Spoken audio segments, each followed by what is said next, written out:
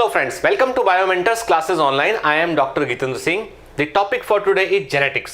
आज से हम एक नया चैप्टर शुरू करेंगे जो 12th एनसीईआरटी के अंदर चैप्टर नंबर 5 है, principles of heredity and variations, ठीक है, जिसको मैं जेनेटिक्स कहता हूं. असल में it is the study of heredity and variation is known as genetics. ठीक है, चलिए तो आज से हम एक बड़ा इंटरेस्टिंग और बड़ा अच्छा टॉपिक जिसमें आपको बड़ा मजा आएगा और बहुत सारे क्वेश्चंस हमें करने में मजा आएगा, बहुत सारे रेशियोज निकालेंगे, हम काफी कुछ देखेंगे. उस चैप्टर की शुरुआत करते हैं, that is known as genetics. सबसे पहले हम इसके बेसिक फंडामेंटल्स को समझने की कोशिश करते हैं कि what is the meaning of genetics and what is the meaning of heredity और inheritance and what is the meaning of variations. ठीक है, क्या मेंडल के पहले भी कोई वैज्ञानिक थे, कोई साइंटिस्ट थे जिन्होंने कुछ एक्सपेरिमेंट इसके ऊपर किए, क्या पता लगाया गया था, क्यों इतना इंटरेस्टिंग है जेनेटिक्स को समझना और क्यों ह्यूमन क्यूरियोसिटी इतना अधिक जेनेटिक्स के लिए था. चलिए तो मैं आपके इन सभी प्रश्नों के उत्तर देने की पूरी कोशिश करूंगा. चलिए सबसे पहले हम बात करते हैं कि what is the meaning of heredity और इनहेरिटेंस. के एक वर्ड आता है हम बोलते हैं वंशागति, हिंदी में बोलते हैं इसको हम वंशागति, इंग्लिश में हम कहते हैं हेरिडिटी, या इसी के लिए हम वर्ड यूज करते हैं इनहेरिटेंस के इनहेरिटेंस. ठीक है, अब एक बड़ा फेमस स्टेटमेंट है इंग्लिश में, लाइक बिगेट्स लाइक. ठीक है, समान समान को उत्पन्न करता है, लाइक बिगेट्स लाइक. ठीक है, समान समान को उत्पन्न करता है. हिंदी में एक बड़ी अच्छी कहावत है कि बोया पेड़ बबूल का तो आम कहां से होए. ठीक है, हिंदी में एक कहावत है कि यदि आप बबूल का पेड़ बो रहे हो तो आम पाने की उम्मीद कैसे कर सकते हो, जो बोगे वही मिलेगा आपको. ठीक है, जैसे बीज लगाओगे वही बीज वाली फसल आपको मिलेगी. ऐसा नहीं हो सकता है कि गेहूं का बीज लगाया और चावल मिल जाए आपको. ठीक है, तो ये सिंपल सी बात है कि बड़ी छोटी सी फिनोमेना है कि समान समान को उत्पन्न करता है, लाइक बिगेट्स लाइक. क्या मतलब यह है कि कैरेक्टर्स जो है वो एक जनरेशन से अगली जनरेशन में जाते हैं, लक्षण एक पीढ़ी से अगली पीढ़ी में पहुंचते हैं. The transmission of character from one generation to the next generation is known as heredity. वंशागति का मतलब क्या है, लक्षणों का एक पीढ़ी से अगली पीढ़ी में जाना ही वंशागति कहलाता है. ठीक है, उसी चीज की तो हमने आपसे कहा कि उसी को हम कहते हैं कि लक्षण कैरेक्टर जो है वो एक जनरेशन से अगली जनरेशन में ट्रांसफर हो गए, ट्रांसमिट हो गए. ठीक है ना, तो हेरिडिटी का मतलब क्या हो गया, transmission of character from one generation to the next generation.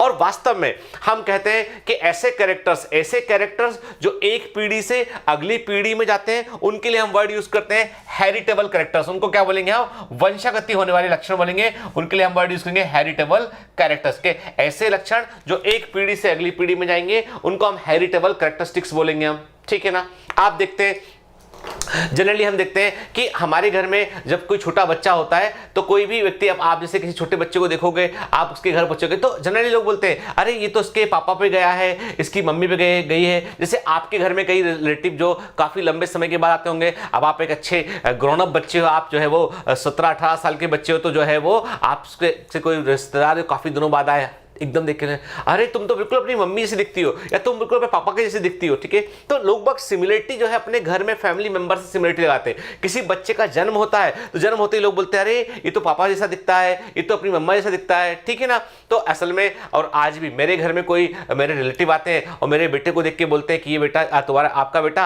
आपके जैसा दिखता है, तो बड़ी खुशी मिलती है. बोलता है मम्मा जैसा दिखता है, तो फिर मैं बोलता हूँ नहीं मेरे जैसा भी दिखता है. ठीक है, तो असल में जो है लोग जो है वो कैरेक्टर्स को मैच करते हैं. क्यों, ये ह्यूमन माइंडसेट है. कि तो वो क्या होता है कि हम चाहते हैं कि हम जो है वो एक से एक जो है वो ऐसा चाहते हैं कि हम ट्रांसमिशन ऑफ कैरेक्टर को एस्टैब्लिश करने की कोशिश करते हैं. ठीक है, तो सिंपल सी बात है कि हम देखते हैं कि हमारे भाई बहन एग्जैक्टली हमारे जैसे नहीं है, लेकिन काफी कुछ कैरेक्टर्स उनके हमसे मिलते जुलते हैं. ठीक है ना, हम बात कर रहे हैं बॉडी फीचर्स की बात कर रहे हैं, हम शरीर की बात कर रहे हैं, हम जो है वो कई सारे फीचर्स की हम बात कर रहे हैं. तो हमने आपसे कहा कि हमारी अपने सिबलिंग्स के साथ में, अपने भाई बहनों के साथ में सिमिलरिटी है. तो this is not mayor chance, ये कोई अकस्मात नहीं है, बल्कि ये बाकायदा एक फिनोमिना है जिसमें कि जो माता पिता ने गैमिट्स कंट्रीब्यूट किए, तो उन गैमिट्स में कुछ कैरेक्टर ऐसे हैं जो बड़े कॉमन थे, वो हम इसीलिए हमें अपने भाई से एक झलक मेरे भाई से मिलती है, कुछ कैरेक्टर हम दोनों के मिलते हैं, लेकिन सारे कैरेक्टर्स नहीं मिलते हैं. ठीक है ना, इसका मतलब variation is also important. Variation का मतलब क्या है, विविधता का मतलब क्या है बेटा, कि जो डिससिमिलरिटीज, क्या एक ही माता पिता की संतानें एक्सेप्ट मोनोजाइगोटिक ट्विंस को छोड़ दो आप, तो एक ही माता पिता की संतानों में भी आपको जो है वो अंतर देखने मिलता है. ठीक है, और वेरिएशन का सबसे बड़ा स्रोत होता है सेक्सुअल रिप्रोडक्शन के लैंगिक प्रजनन में। चूंकि मियोसिस इन्वॉल्व होता है और फिर फर्टिलाइजेशन होता है, तो मियोसिस क्या करता है कि वो जो है जेनेटिक रिकॉम्बिनेशंस को करता है, और फर्टिलाइजेशन से जो है वो एक नया जो है दो गैमेट फ्यूज करते हैं और उससे एक जीव का जन्म होता है। तो हम देखते हैं कि हमारे भाई बहनों से हमारी समानता होती है, लेकिन we are not exact carbon copy to our brothers and sisters, ठीक है। हम उनके जैसे एग्जैक्टली कार्बन कॉपी नहीं है, ठीक है। तो इसका मतलब वेरिएशन इज आल्सो इंपॉर्टेंट। याद रखना वेरिएशंस जो है वो दो तरह के होते हैं, एक ऐसे होते हैं जो हेरिटेबल, दूसरे होते हैं नॉन हेरिटेबल के। जो अंतर हमारे जो है वो जीन्स के अंदर होता है, जो अंतर हमारे जीन्स के अंदर होता है, वो अंतर जो है वो अगली पीढ़ी में जा सकता है, ठीक है ना। जो अंतर हमारा, अब मान लीजिए जुड़वा भाई, मैंने आपसे कहा कि जो है मान लीजिए दो ब्रदर्स के, और दोनों ब्रदर्स जो है जुड़वा ट्विंस मान लिया, मैंने कहा ट्विंस जेनेटिकली सिमिलर होंगे कि अब एक को हमने जो है वो अच्छे से खान पान में रखा है, एक को हमने जो है वो ऐसा एनवायरनमेंट दिया कि वो अच्छे से खाना पीना मिलता है, दूसरे को जो है वो गरीब स्थिति में रखा, उसको हमने प्रॉपर खाना भी नहीं मिला। तो क्या होगा कि धीमे धीमे दोनों की बॉडी ग्रोथ में अंतर आने लगेगा। एक बच्चा जो है वो अच्छे से ग्रोन अप होगा, उसका अच्छा हेल्थ होगा, दूसरे का हेल्थ जो है वो कुपोषित हो जाएगा, दूसरा जो है वो माल न्यूट्रिशन का शिकार हो जाएगा। तो अब दोनों की हाइट में अंतर है, तो ये अंतर कोई जीन्स में तो नहीं, जीन्स तो उन दोनों के एग्जैक्टली समान है, ठीक है। तो ये जो अंतर आया है, जो फिजिकल एनवायरनमेंट से अंतर आया है, ये अंतर अगली पीढ़ी में नहीं जाएगा, ठीक है। तो हम इसको बोलते हैं नॉन हेरिटेबल वेरिएशंस बोलते हैं। तो विविधताएं भी एंड हमारे काम की जेनेटिक्स में हमारे काम के केवल वही वेरिएशन होते हैं जो वेरिएशन अगली पीढ़ी में जा सके, कि जो वेरिएशन अगली पीढ़ी में जा सकते हैं वही हमारे काम के होते हैं, कि अब जेनेटिक्स क्या है? Genetics is the study of heredity and variation. के अब मैं बोलता हूं अनुवांशिकी एक बड़ा वर्ड है, कि हेरिडिटी जब आप बोलते हो, जब आप वंशागति वर्ड यूज करते हो, इनहेरिटेंस वर्ड यूज करते हो, तो उसका सिंपल सा मतलब ये होता है कि उसका मतलब है कैरेक्टर्स की सिमिलरिटी, कि एक जनरेशन से अगले जनरेशन में जो कैरेक्टर जा रहे हैं उसमें केवल आप सिमिलरिटी को देख रहे हो, तो वो हेरिडिटी है, ठीक है। जब आप वेरिएशन कहते हो तो वेरिएशन का मतलब है कि एक पीढ़ी से अगली पीढ़ी में जो कैरेक्टर गए हैं उनमें केवल आप अंतरों को देख रहे हो। जब हम समानताओं को, असमानताओं को, सिमिलरिटीज को और डिससिमिलरिटीज को एक साथ कंपेयर करते हैं, एक साथ उसकी स्टडी करते हैं, तब वहां पर ब्रॉडर साइंस आता है, वो होता है जेनेटिक्स। तो हम क्या बोलते हैं? हम कहते हैं genetics is the study of heredity and variations. तो अनुवांशिकी जो है वास्तव में वंशागति और विभिन्नताओं का अध्ययन है, ठीक है। चलिए, तो यहां पर हमने समझा कि what is the meaning of heredity and what is the meaning of variations, what is the meaning of heritable variation, what is the meaning of non heritable variations and what is the meaning of genetics, ठीक है। चलिए, अब हम बात करते हैं इसमें कि हमें इतना पता है। अब एनसीईआरटी में क्या किया उन्होंने, सीधा इसके बाद उन्होंने मेंडल की बात करना शुरू कर दिया। लेकिन हमको जो है वो इस चैप्टर को, क्योंकि देखिए यदि मैं इस चैप्टर को बिल्कुल डल होकर आपको जो है बहुत सारी रिलेवेंट चीजें नहीं बताऊंगा इसमें, तो मजा नहीं आएगा, बोर लगेगा के। और मैं नहीं चाहता हूं कि आप बॉटनी को, जूलॉजी को, इनफैक्ट बायोलॉजी को आप बोर समझे, रटने वाला सब्जेक्ट समझे, ऐसा नहीं है बेटा के। Biology is a very interesting science, it is the science of life, जो बहुत सारे आपके दिमाग के तारों को हिला देता है, बहुत सारी चीजों को सोचने को मजबूर करता है। और ये वो साइंस है जिस साइंस से आप जब प्रेम करेंगे, समझने की कोशिश करेंगे, तो जाहिर सी बात है कि आपको सिलेक्ट होने से कोई नहीं रोक सकता है, ठीक है। बायोलॉजी इज द सब्जेक्ट जो आपके जो है वो जितना फिजिक्स और केमिस्ट्री मिलाकर स्कोर उतना अकेला बायोलॉजी का स्कोर है, और आप यदि 360 आउट ऑफ 360 स्कोर कर लेते हैं तो समझ लीजिए आपने बहुत सारा जो है वो अपनी लड़ाई का एक मेजर पोर्शन आपने जो है वो कवर कर दिया है, ठीक है ना। चलिए, अब हम आगे बात करते हैं, और दैट इज पॉसिबल, संभव है, याद रखना, ठीक है। चलो, तो अब हम पहले बात करते हैं कि पहले के जमाने में क्या, मेंडल के पहले, मेंडल तो बहुत बाद में, मेंडल तो 19वीं सदी में थे, मेंडल जो है 19th सेंचुरी में थे, ठीक है ना। यानी मेंडल जो है 1822 से लेके 1884 के, मेंडल का जन्म 1822 में हुआ था और 1884 तक ये सर्वाइव किए। तो ये 19th सेंचुरी की बात है, ठीक है, 19वीं सदी की बात है। जैसे अभी 2017 है और 21st सेंचुरी है, तो इसको हम 19th सेंचुरी कहते हैं, ठीक है। अब इंटरेस्टिंग बात यह कि मेंडल के पहले क्या किसी ने सोचा नहीं जेनेटिक्स के बारे में? नहीं, बहुत सोचा। क्यों सोचा?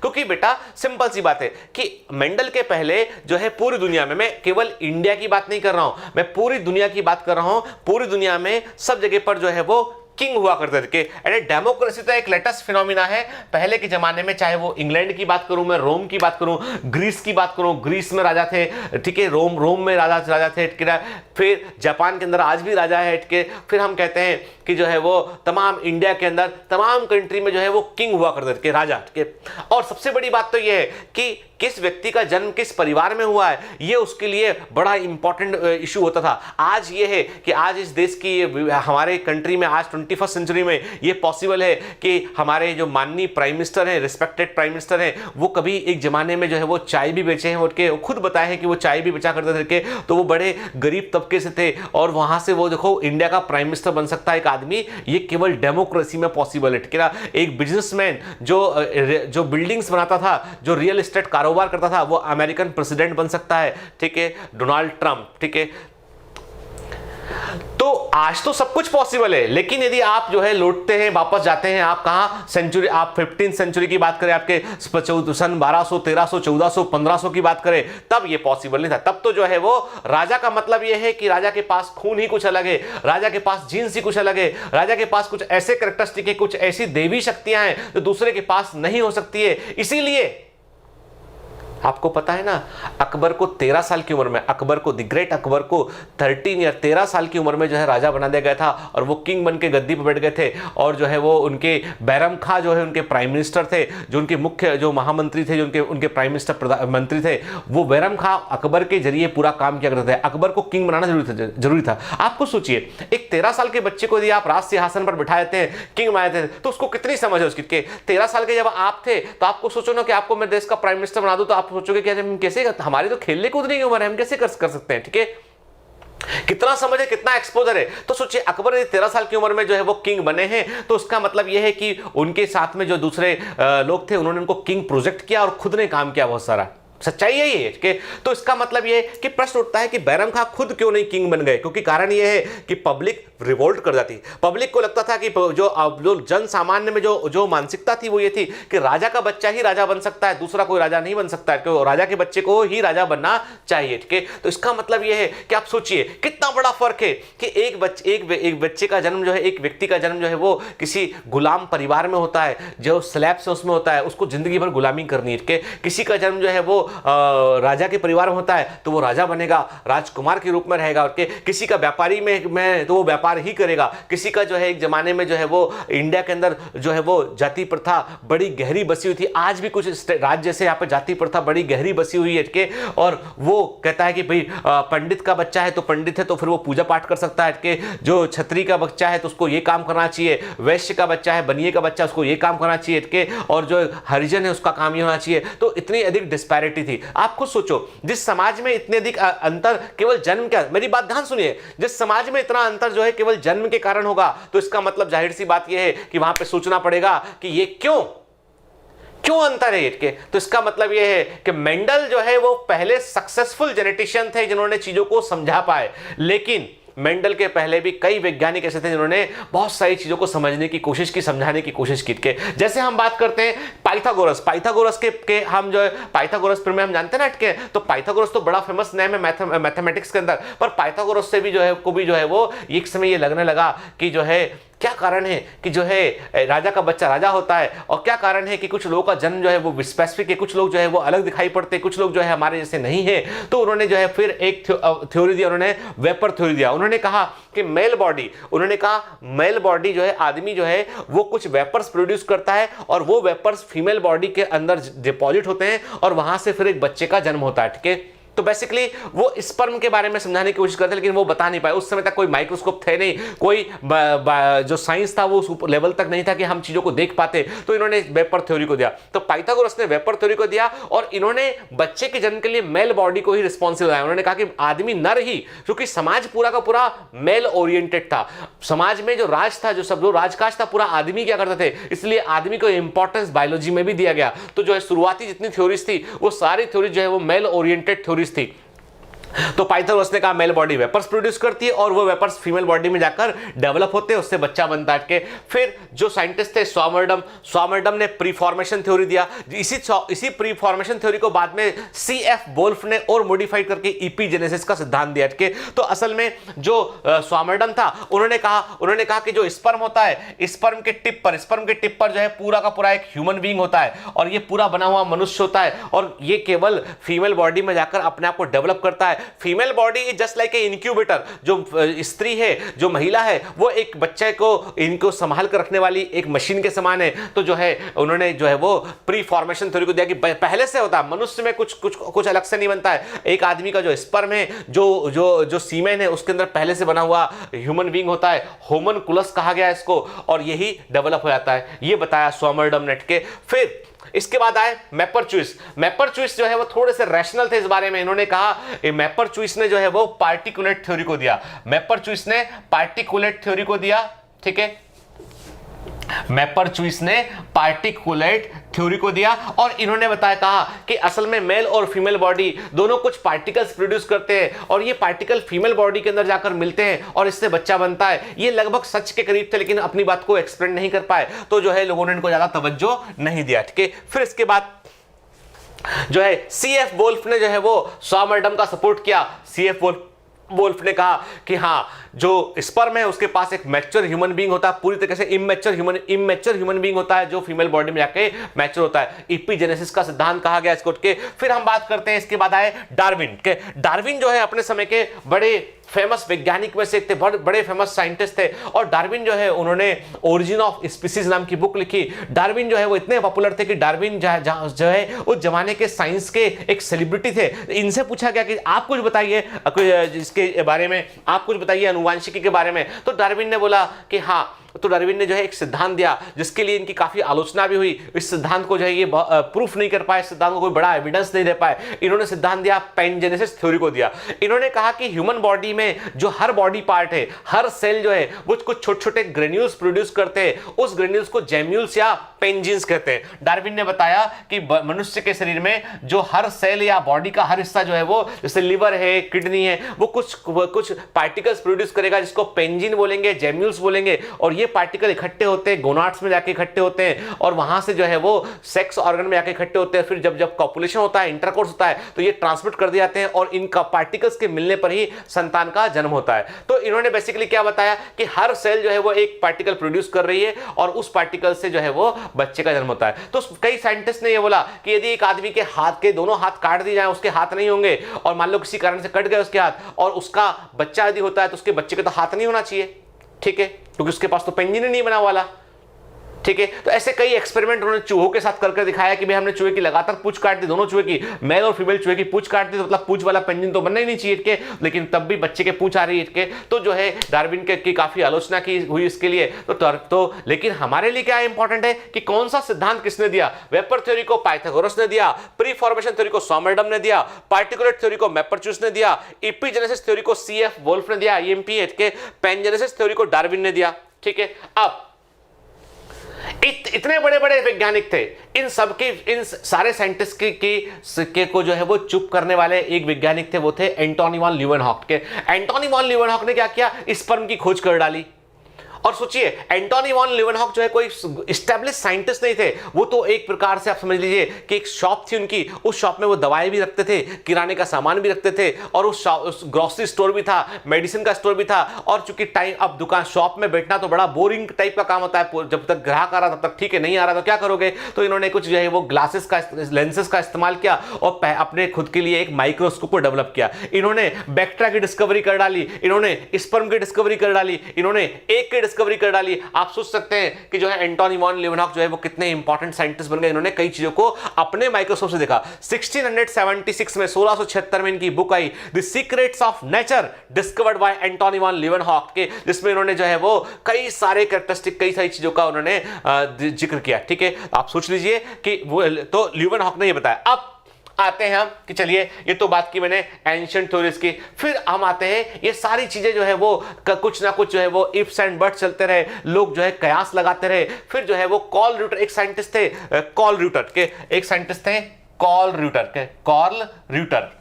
ये भी काफी बड़े साइंटिस्ट हैं और इन्होंने जेनेटिक्स में कई सारे प्रयोग ऐसे किए जो मेंडल के प्रयोगों के समान थे। इंटरेस्टिंग बात है, कार्ल रूटर ने कई सारे प्रयोग ऐसे किए जो बिल्कुल मेंडल के एक्सपेरिमेंट के समान थे, लेकिन कार्ल रूटर फेल हो गए, मेंडल पास हो गए, मेंडल सक्सेसफुल रहे। क्यों? कार्ल रूटर ने पहली बात तो गलत प्लांट का सिलेक्शन किया, इन्होंने टोबैको प्लांट को सिलेक्ट किया। दूसरी बात, इन्होंने कई सारे कॉन्ट्रास्टिंग कैरेक्टर्स को सिलेक्ट करने के बाद इन्होंने ब्लेंडिंग वाले कैरेक्टर, जहां मिक्स कैरेक्टर थे, उनको सिलेक्ट किया इन्होंने। कार्ल रूटर ने एक बार में एक कैरेक्टर की स्टडी नहीं की, एक बार में कई कैरेक्टर्स की स्टडी की। तो कार्ल रूटर जब कैलकुलेट करने बैठे तो कंफ्यूज हो गए, प्रोबेबिलिटी बढ़े, जितने नंबर लोग उतनी प्रोबेबिलिटी बढ़ जाएगी, आंकड़े उतने तेजी से जो है वो नए नए डेटा को क्रिएट करेंगे। तो कार्ल रूटर जो है वो मेंडल का जैसा प्रयोग करने के बावजूद जो है वो सक्सेसफुल नहीं हो पाए। ठीक है, अब आते हैं हम कि ग्रेगर जॉन मेंडल कौन थे। ठीक है ना, हु इज मेंडल के, चलिए पहले देखते हैं कि इनका पूरा नाम था ग्रेगर जॉन मेंडल।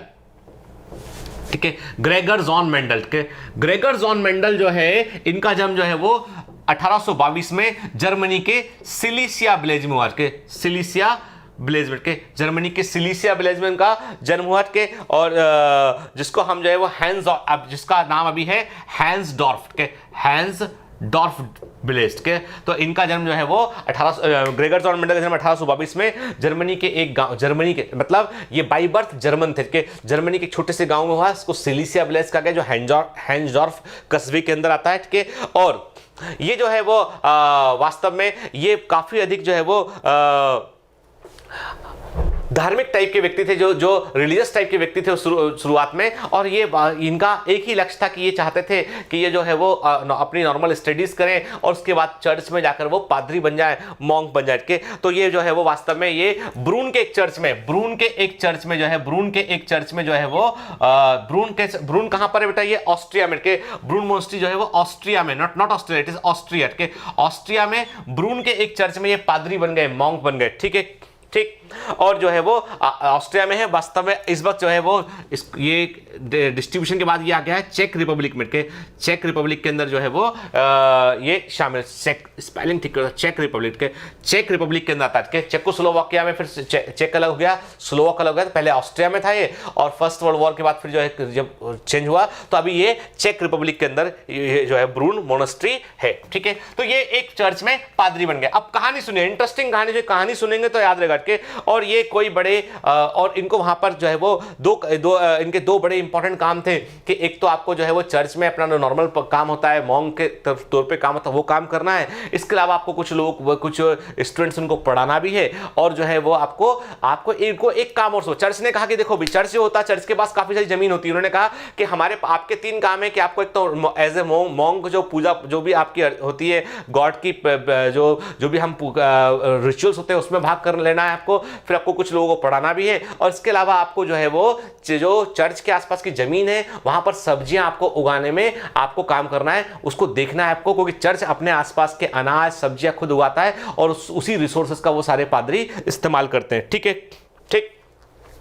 और ये इंटरेस्टिंग बात है कि जो ग्रेगर जॉन मेंडल है कोई बहुत अच्छे टीचर नहीं थे, लेकिन जो है ये इन्होंने जो इनकी एजुकेशन थी वो स्टैटिस्टिक्स के ऊपर स्टैटिस्टिक्स के ऊपर इनकी एजुकेशन थी, मतलब ये जो संख्यात्मक तुलनाएं होती हैं उसको ये समझते थे कि, और इन्होंने जो है वो प्रोबेबिलिटी स्टैटिस्टिक्स के बारे में पढ़ा। इन्होंने नेचुरल हिस्ट्री, जो बेसिकली उस समय बॉटनी के इक्विवेलेंट था, नेचुरल हिस्ट्री को इन्होंने पढ़ा के, और ये फिर 1851 में 1851 में ये वियना चले गए।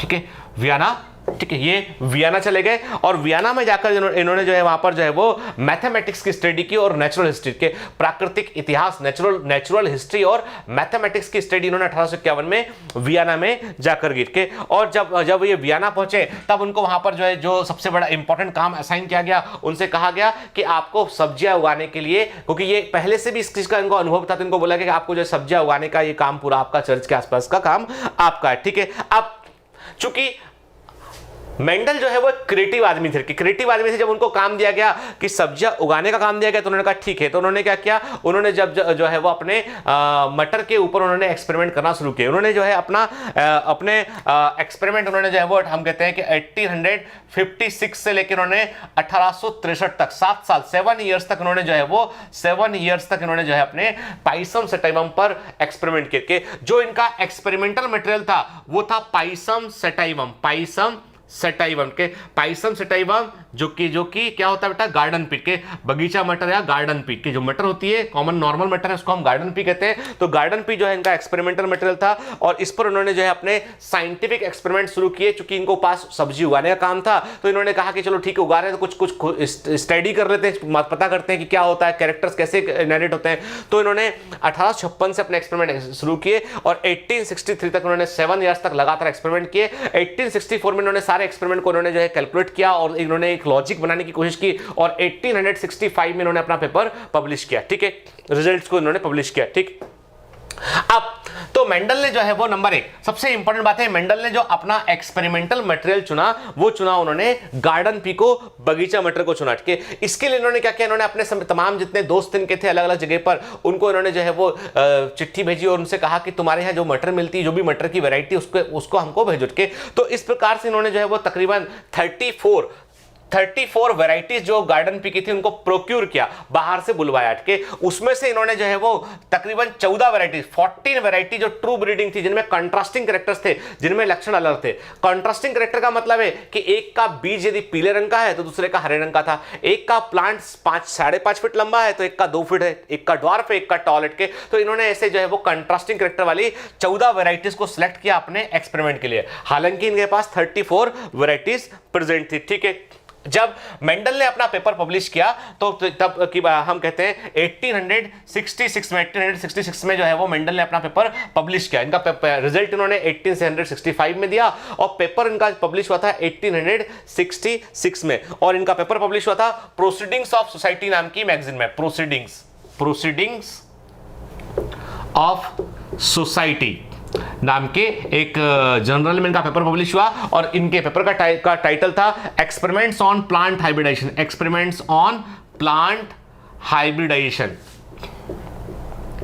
एक्सपेरिमेंट्स ऑन प्लांट हाइब्रिडाइजेशन के। तो इनके पेपर का जो टाइटल था वो था एक्सपेरिमेंट्स ऑन प्लांट हाइब्रिडाइजेशन। ठीक है, चलिए अब ये तो हमने जाना कि इनका पेपर कब पब्लिश हुआ, कहां पब्लिश हुआ। के अब प्रश्न उठता है कि क्या फायदे थे इनको कि इन्होंने जो गार्डन पी को as a experimental material select किया। तो पहली बात तो ये है कि गार्डन पी को इन्होंने सिलेक्ट क्यों किया। ठीक है, जैसे मैंने आपसे कहा कि कॉल रूटर भी एक्सपेरिमेंट कर रहे थे, वो टोबैको सिलेक्ट कर चुके थे उठ के, लेकिन उनको कोई रिजल्ट नहीं मिले। परंतु मेंडल की कई मामलों में किस्मत भी काफी अच्छी रही और मेंडल बड़े इंटेलिजेंट भी थे, जिन्होंने जो है वो चीजों को सिंप्लीफाइड कर दिखा के तो इन्होंने गार्डन पी को as a experimental material choose किया। तो इसके क्या फायदे थे? तो पहला फायदा यह है कि गार्डन पी में वेल डिफाइंड कॉन्ट्रास्टिंग कैरेक्टर होते हैं, वेल डिफाइंड कॉन्ट्रास्टिंग कैरेक्टर्स के कॉन्ट्रास्टिंग कैरेक्टर्स हमको देखने मिलते हैं। ठीक है ना, मतलब ये है कि जो है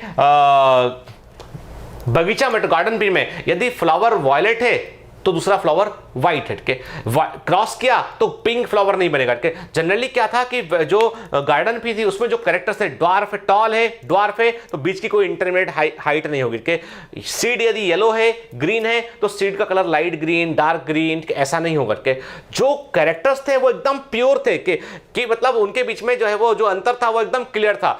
ब्लेंडिंग ऑफ कैरेक्टर्स, जो कैरेक्टर्स आपस में मिक्स कर जाते हैं वो चीजें ही नहीं थी। तो इन्होंने वेल डिफाइंड कॉन्ट्रास्टिंग कैरेक्टर्स को इन्होंने चुना और वो कैरेक्टर आपको गार्डन पी में को आसानी से मिल गए। दूसरा फायदा क्या था? दूसरा फायदा था बाइसेक्सुअल फ्लावर। ठीक है, जो गार्डन पी था उसमें बाइसेक्सुअल फ्लावर थे और बाइसेक्सुअल फ्लावर होने से फायदा यह था कि जब आपको पेड़ की प्लांट को सेल्फ पॉलिनेट कराना है, उसकी छेड़ नहीं करना है तो वो सेल्फ पॉलिनेशन कर लेगा। ठीक है ना, जब आपको जो है क्रॉस पॉलिनेशन करना है तो उसका मेल पार्ट काट के अलग कर दीजिए, हटा दीजिए। प्रोसेस को क्या बोलते हैं बेटा? हम इमैस्कुलेशन बोलते हैं। इमैस्कुलेशन में क्या करते हैं हम कि एक फ्लावर में से जिसमें मेल और फीमेल पार्ट दोनों हो, मेल पार्ट को काटकर हम अलग करते हैं, स्टेमेन को हम अलग कर देते हैं, फीमेल पार्ट को देते हैं, उसको ढक देते हैं, बैगिंग करना बोलते हैं। मैंने पढ़ाया हुआ है sexual reproduction and flowering plants में। ठीक है ना, तो क्या होता है बेटा कि असल में जो है तो इमैस्कुलेशन करके आप क्रॉस पॉलिनेशन कर सकते हो और यदि छेड़ नहीं करोगे तो सेल्फ पॉलिनेशन इसमें हो सकता है। तो इसका मतलब ये बाइसेक्सुअल फ्लावर और प्रीडोमिनेंटली क्या हुआ? प्रीडोमिनेंटली जो है वो सेल्फ फर्टिलाइजेशन के, यानी मटर के पौधे में यदि आप छेड़ नहीं करेंगे, ठीक है, आप खुद से कैरेक्टर को इंट्रोड्यूस नहीं करेंगे तो वो आसानी से सेल्फ फर्टिलाइजेशन करता है। ठीक है ना, ठीक।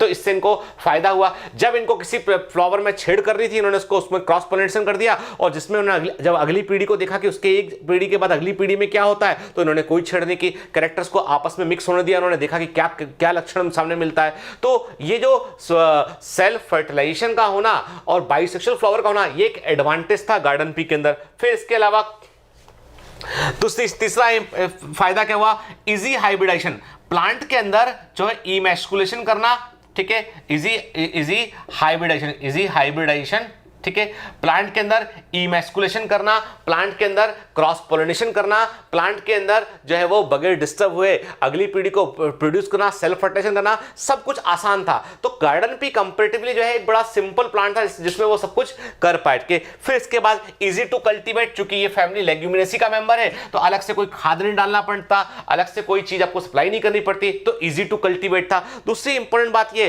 कि ये एक एनुअल प्लांट है, कुछ महीनों में फसल पूरी हो जाती है, और इसीलिए आप एक साल में एक क्रॉप या एक से अधिक 2 क्रॉप की स्टडी कर सकते हैं। आप सोचिए, मेंडल यदि पीपल का पेड़ चुन लेते तो क्या वो कई सालों तक, पीपल का पेड़ तो कई सालों तक रहता है, तो वो समझ ही नहीं पाते इस चीज को के। कम से कम इन्होंने जो है ऐसा प्लांट चुना जो एनुअल प्लांट था, जिसके एक सीजन के बाद जो खत्म हो जाता था।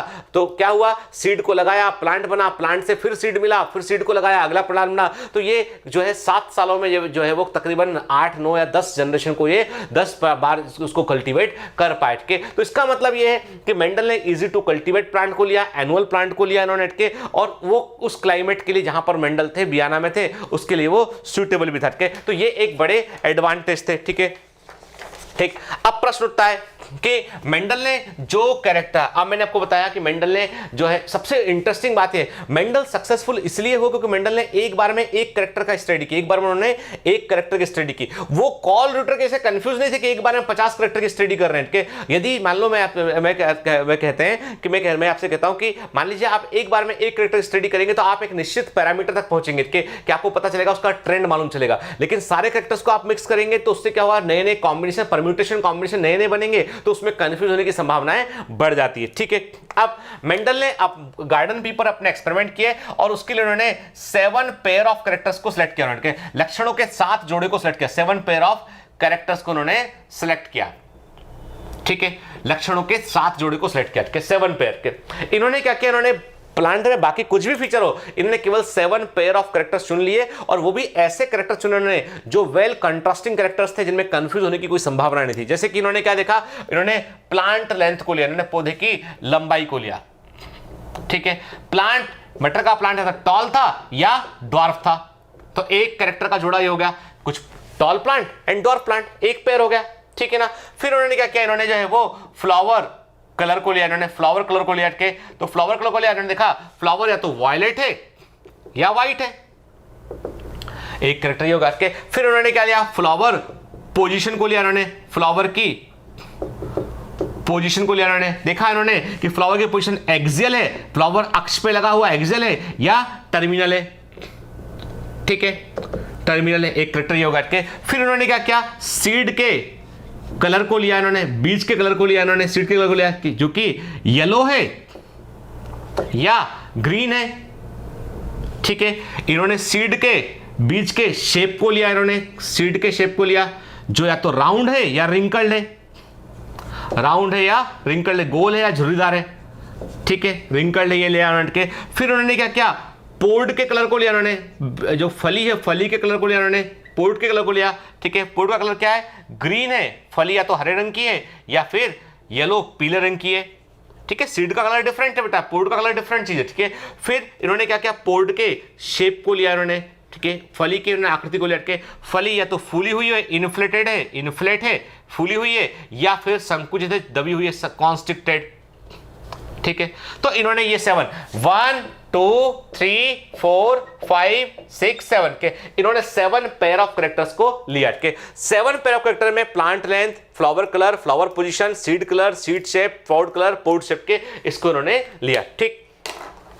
अब इन्होंने इन्हीं कैरेक्टर्स के इनहेरिटेंस को उन्होंने एक जनरेशन में देखा, फिर अगली जनरेशन में देखा, मिक्सिंग किया, नेक्स्ट जनरेशन में देखा उन्होंने, तो असल में इन्होंने कॉन्ट्रास्टिंग कैरेक्टर्स को सुना के। अब प्रश्न उठता है कि जो है मेंडल ने ये 7 pair of character Pisum sativum में लिए। अब प्रश्न उठता है कि मेंडल ही, सोचिए कि मैंने आपको बताया कि लोग तो जो है जेनेटिक्स के बारे में सालों, कई सौ वर्षों से सोच रहे थे, लेकिन मेंडल को हम बोलते हैं कि दुनिया का पहला जेनेटिशियन, पहला आनुवांशिक वैज्ञानिक, फादर ऑफ जेनेटिक्स मेंडल को हम कहते हैं। तो मेंडल क्यों सक्सेसफुल हुए? What is the reason of for Mendel success? के number 1, he selected a right experimental material, उन्होंने एक सही प्रयोगात्मक पदार्थ को चुना, जो था गार्डन पीट के। सेकंड इंपॉर्टेंट बात यह है, सबसे इंपॉर्टेंट कारण यह है, he considered one character at a time, इन्होंने एक बार में एक लक्षण को कंसीडर करके, वेरी आईएमपी के, he considered one character at a time के, एक बार में इन्होंने एक कैरेक्टर को लिया जिससे कंफ्यूज नहीं हुए। दूसरी बात, he studied the plant up to the F3 generation, इन्होंने 3 या 4 पीढ़ी तक प्लांट की स्टडी की,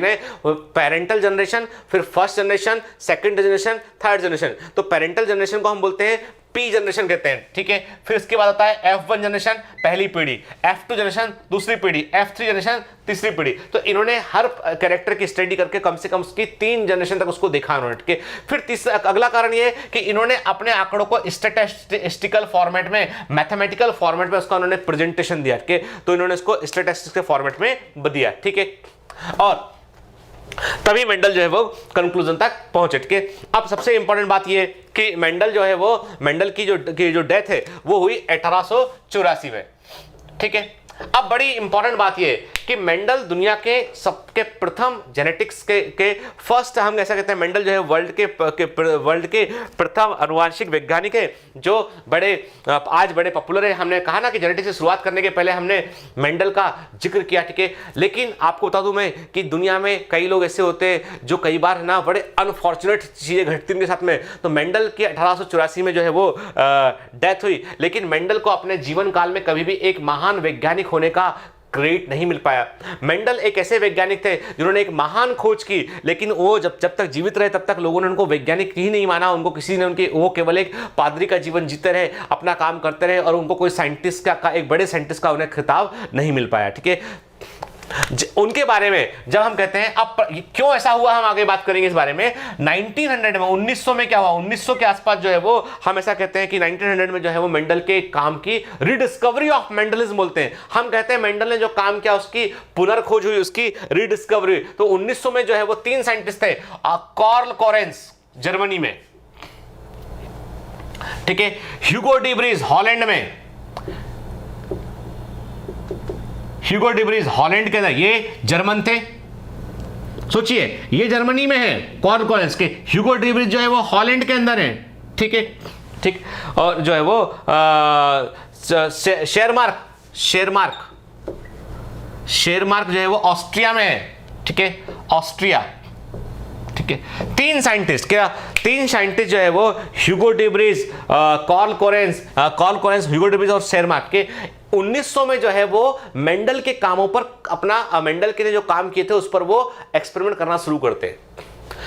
बड़ी कभी कभी कोइंसिडेंस कैसा होता है। और इनके नेचर नाम की बुक की मैगजीन, जो साइंटिफिक मैगजीन होती है, उसमें इन तीनों के आर्टिकल बैक टू बैक छपते हैं, एक के बाद आर्टिकल छपते हैं, ह्यूगो डी व्रीज, शेरमार्क और कार्ल कोरेंस का। और फिर ये तीनों साइंटिस्ट जो आपस में कोऑर्डिनेट करते हैं और अपने प्रयोग के बारे में एक दूसरे को कम्युनिकेट करते हैं, और हम फिर वो मेंडल के कामों को आगे लेकर जाते हैं, ठीक है ना। याद रखना, मेंडल ने अपने जीवन काल में किसी भी चीज का कोई रूल्स रेगुलेशन बेचारे बताए दे। हम बोलते हैं ना कि मेंडल ने 2 नियम दिए, 3 नियम दिए, मेंडल ने 3 लॉज ऑफ इनहेरिटेंस दिए। तो मेंडल असल में अपने जीवन काल में अपने काम को कोई लॉ का रूप नहीं दे पाए थे। बाद में कार्ल कोरेंस ने जो है मेंडल के सभी काम को जो है वो लॉ का रूप दिया। उन्होंने मेंडल के कंक्लूजन से निकाला कि मेंडल ये कहना चाह रहे थे, ठीक है, मेंडल के अनुसार ये नियम होना चाहिए, ठीक है। आगे बात करेंगे इस बारे में। अभी इतना हम समझ गए कि 1900 में मेंडलिज्म की रिडिस्कवरी, कहानी मजेदार है ना, कि हमें सुनने में कि जेनेटिक्स में हो क्या रहा है। 1900 में जो है वो मेंडलिज्म की रिडिस्कवरी की किसने की बेटा? ये सब जितनी बातें मैं बोल रहा हूं, जो कहानी सुना रहा हूं, सब एग्जाम में पूछा गया, ठीक है। Carl Correns, Hugo de Vries और शेरमार्क ने जो है वो मेंडलिज्म की रिडिस्कवरी की, ठीक है ना, ठीक। अब प्रश्न उठता, बड़ी इंपॉर्टेंट बात यह कि मेंडल को अपने जीवन काल में क्रेडिट क्यों नहीं मिला, ठीक है। अब मेंडल जो थे वो एक बड़े प्रसिद्ध वैज्ञानिक बन सकते थे, लेकिन हुआ ये कि मेंडल के साथ ही साथ जब मेंडल इस समय क्या कर रहे थे, जेनेटिक्स के बारे में बता रहे थे, वो एक्सपेरिमेंट्स ऑन प्लांट हाइब्रिडेशन की बात कर रहे थे, उसी समय पर जो है वो बड़ा कंट्रोवर्शियल एक मामला था चार्ल्स डार्विन ने जो है वो एक बुक लिखी थी ओरिजिन ऑफ स्पीसीज। उस समय वो अपने पीक पर थे। चार्ल्स डार्विन की बुक ने पूरी दुनिया में जो है वो हल्ला मचा दिया था। तो चार्ल्स डार्विन ने पहली बार ये कहा था कि मनुष्य का जो विकास है वो मंकी से हुआ है, आदमी का पूर्वज बंदर है और बंदर से जो है वो आदमी जो है वो विकसित हुआ है। कि डार्विन ने उस कॉन्सेप्ट को तोड़ दिया था, उस मिथक को तोड़ा था डार्विन ने, जो कहता आ रहा था, जो कैथोलिक चर्चेस के मैं बिल्कुल कह रखा था कि जैसा गॉड ने कुछ 7 दिनों में 8 दिनों में क्रिएट सबको बनाया है, लास्ट दिनों ने इंसान को बनाया है, गॉड ने जिसको जैसा बनाया वो आज भी वैसा ही है। इसीलिए कैरोलस लिनियस जैसे वैज्ञानिक जो थे वो स्टैटिक कॉन्सेप्ट ऑफ स्पीसीज में भरोसा रखते थे। वो मानते थे कि प्रजातियां कभी बदलती नहीं है। पर चार्ल्स डार्विन ने जो है एक जो एविडेंसेस जुटाए और चार्ल्स डार्विन ने ओरिजिन ऑफ स्पीसीज बुक को लिखा और इन्होंने जो है अपने जहाज HMS वीगल नाम के जहाज से उन्होंने यात्रा की और इन्होंने जो है वो माल्थस के लेक से अफेक्टेड हुए। इन्होंने देखा कि माल्थस ने लिखा था कि जो है पॉपुलेशन जो है वो जिस तेजी से बढ़ रही है उस तेजी से फूड नहीं बढ़ता है, तो ऐसा क्यों, का कारण क्या है इसके पीछे। तो उन्होंने माल्थस के लेक को देखा और प्रजातियों के विकास के बारे में उन्होंने बताया। HMS वीगल पर यात्रा की। डार्विन डार्विन डार्विन, हर जगह डार्विन छाए हुए थे उस समय, ठीक है। और तो और एक स्कूल टीचर था, इंग्लैंड की बात कर रहा हूं, इंग्लैंड में एक स्कूल टीचर था, उसने क्या किया, डार्विन के बारे में क्लासरूम में पढ़ा दिया। तो स्कूल टीचर को नौकरी से निकाल दिया गया, उसे नोटिस दिया गया कि how dare you to talk about Darwin in the classroom में तुमने डार्विन के बारे में कैसे बता दिया कि बंदर से आदमी बना है। और डार्विन के घर के बाहर नारे लगते थे, लोग खड़े होते थे वहां पर और जो है वो बंदर का मुखौटा लेकर बोलते थे तुम्हारे पिताजी होंगे बंदर, हमारे पिताजी बंदर नहीं थे, हम तो इंसान ही हैं। के तमाम तरह के धार्मिक आंदोलन उनके खिलाफ खड़े हो गए। डार्विन भी जो है वो अपनी बात कहने के बाद में डार्विन भी जो है वो उस समय उस क्राउड को टैकल करने में जो है वो उनको बड़ी मेहनत करनी पड़ी। लेकिन दुनिया भर के जो समझदार साइंटिस्ट थे वो सारे उनके एविडेंसेस को देखने के बाद डार्विन के पक्ष में खड़े थे। आम जनता, मीडिया डार्विन के अगेंस्ट खड़ा हुआ था। इतना विवाद सब जगह पे था। और वैसे में कोई आदमी जो है वो चिट्ठी लिख के भेज देता है साइंटिस्ट को, वैज्ञानिकों को। तमाम वैज्ञानिक इस बात पर झगड़ा कर रहे हैं कि आदमी का पूर्वज बंदर था या नहीं था, इस बात पर एनालिसिस कर रहे हैं। वैसे में उनको एक लेटर मिलता है ग्रेगर जॉन मेंडल का, मटर के पौधे 40 पौधे लंबे, 160 पौधे लंबे, गोल पीले बीज उनमें, और उसको क्रॉस किया हमने, इसे बोना पौधा मिला, ऐसा बीज मिला, 40 बीज ऐसे मिले, इसका रेशियो 3:1, इसका 9331। आपको लगता है कोई सुनेगा बात ये? मतलब आप जहां पे इतनी बड़ी बात चल रही है, आदमी का पूरा बंदर था नहीं था, झगड़ा चल रहा है, वहां पर कोई पहुंच जाए लेटर लेके, मटर के 40 बीज 40 पीते, तो ये हुआ, ठीक है। एग्जैक्टली हुआ ये कि डार्विन के विवाद, कंट्रोवर्सी के कारण दुनिया भर के वैज्ञानिक मेंडल के महान कार्यों पर ध्यान नहीं दे पाए। लेकिन एक साइंटिस्ट थे उस समय भी जो बड़े फेमस बॉटनिस्ट थे, नोगेली के पास चिट्ठी गई तो नोगेली ने इनको क्या कहा, इन्होंने जो है वो नोगेली ने कुछ सीड हायर आर्कियम प्लांट के हायर आर्कियम प्लांट था, एक प्लांट है हायर आर्कियम, इस हायर आर्कियम प्लांट के सीड को नोगेली ने मेंडल को भिजवाया और कहा कि ये अपने प्रयोग आप इस प्लांट पर करके देखिए। और उनको नोगेली को मालूम था कि इसके अंदर बहुत सारे ब्लेंडिंग कैरेक्टर्स हैं के, तो मेंडल ने जब एक्सपेरिमेंट कर देखा तो मेंडल को कोई रिजल्ट नहीं मिला। तो मेंडल को लगा कि मेरी खोज जो है वो केवल मटर तक सीमित है, इसका कोई यूनिवर्सल सिद्धांत नहीं है। तो मेंडल भी फिर आगे कम्युनिकेट अपनी बातों को नहीं कर पाए। तो ये एक bad luck, its share bad luck of Mendel. लेकिन बाद में जब शेयरमार्क, कॉल कॉरेंस और ह्यूगो डिविज ने रीडिस्कवरी ऑफ मेंडलिज्म किया तो मालूम चला कि मेंडल ने कितनी बड़ी इंपॉर्टेंट खोज की थी, ठीक है। तो उम्मीद है आज के लेक्चर में आपको जेनेटिक्स के बारे में मजा आया होगा सुन के, आपको लगा होगा कि हाँ सर कुछ आगे कुछ अच्छा और बताने वाले हैं। तो बिल्कुल सही बात है बेटा, आगे के लेक्चर बड़े इंटरेस्टिंग होंगे, बहुत सारे क्वेश्चंस करने पड़ेंगे हमें, बहुत सारी चीजें हमें जो है वो रेशियोज निकालने होंगे और बहुत सारे कॉन्सेप्ट ऐसे होंगे हमको जो हमारे दिमाग के अंदर तक चीजों को हिला देंगे, हमको समझा, जो हमको मजा आएगा चैप्टर में और आप पहली बार फील करेंगे कि दिस इज कॉल्ड बायोलॉजी, ये है मजेदार बायोलॉजी के। तो तैयार रहिए आगे के लेक्चर्स के लिए। तो नेक्स्ट सेशन में हम बात करेंगे मेंडल के एक्सपेरिमेंट्स के बारे में कि मेंडल ने क्या एक्सपेरिमेंट किया। लेकिन उसके पहले हम समझेंगे टर्मिनोलॉजी ऑफ जेनेटिक्स की, जीनोटाइप क्या होता है, फिनोटाइप क्या होता है, होमोजाइगस क्या होता है, हेटेरोजाइगस क्या होता है, डोमिनेंट क्या होता है, रिसेसिव क्या होता है, ठीक है, और रेसिप्रोकल क्रॉस क्या होता है। तो पहले हम टर्मिनोलॉजी को समझेंगे और फिर जेनेटिक्स में आगे प्रोसीड करेंगे। तो पढ़ते रहिए, मेहनत करते रहिए, बेस्ट ऑफ लक।